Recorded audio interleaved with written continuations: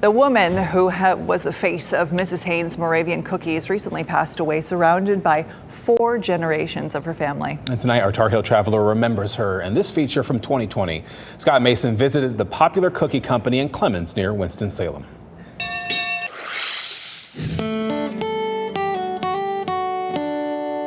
The Triad is well known for the Moravian culture. And you might say the town of Clemens is known for Moravian cookies. It's all that love we put in them. That's what makes them taste so good. And all that sugar.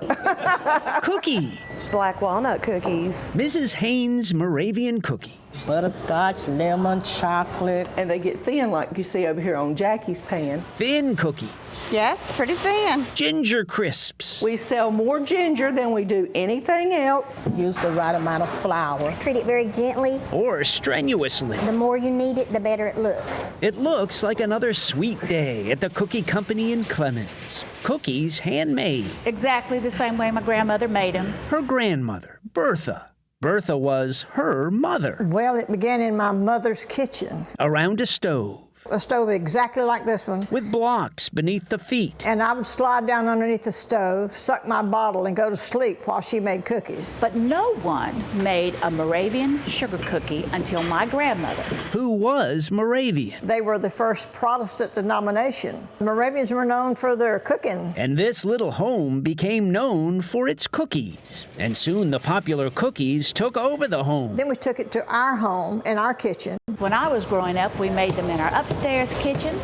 We made them in a downstairs kitchen. But everything in your house smelled like cookies. You didn't have to tell people who you were.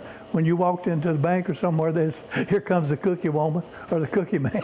And finally, we all got tired of smelling like cookies. So they built a cookie plant in the family's Forsyth County cow pasture. And since 1970 have added on half a dozen times. Oh, we ship them all over the world. It's amazing that they go all over the world.